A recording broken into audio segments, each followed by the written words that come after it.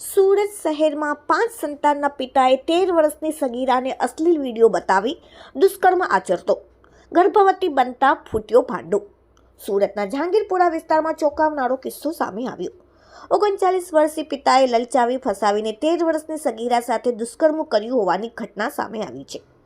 વાસના મુસ્લિમ યુવકે 50-100 રૂપિયા આપી 3 મહિનાથી સગીરા સાથે બદકામ કરતો હતો.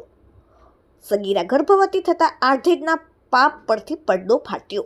પોલીસના સૂત્રો પાસેથી મળતી માહિતી અનુસાર યુવક આલમગીરીની ધરપકડ કરી લેવાઈ છે. તપાસ ચાલી રહી છે. પીડિત સગીરાને મેડિકલ તપાસ માટે સિવિલ મોકલવામાં આવી છે. સગીરા શ્રમજીવી મુસ્લિમ પરિવારની દીકરી છે. 5 બહેનો અને 1 ભાઈ મોટો છે. પિતા હાલ પથારી વસમાં છે, જ્યારે માતા લોકોના ઘરમાં ઘરકામ કરી પરિવારનું ગુજરાન ચલાવે છે. આરોપી પીડિત પરિવારના ઘરની ઉપરના માળે જ રહે છે. અચાનક 13 વર્ષની દીકરીને ઉલટી થવા સાથે પેટમાં દુખાવો ઉપડતા માતાએ પૂછપરછ કરી, જેમાં માસૂમ સગીરાએ તમામ હકીકત જણાવી. આથી પરિવારે જહાંગીરપુરા પોલીસને ફરિયાદ કરી. પરિવારની ફરિયાદના આધારે પોલીસે હવસખોર પાડોશી પઠાણ આલમગીરી મિયા અલીફ ખાનની ધરપકડ કરી. આરોપી આલમગીરી અને તેની પત્ની શાકભાજીની લારી ચલાવે છે. અઠવાડિયામાં 2 દિવસ આલમગીરી બહાનું કાઢી પત્નીને શાકભાજી વેચવા મોકલી દેતો હતો. ત્યારબાદ પીડિત સગીરાની બહેનપણીનો સંપર્ક કરી સગીરાને ઘરે બોલાવી દુષ્કર્મ આચરતો હતો.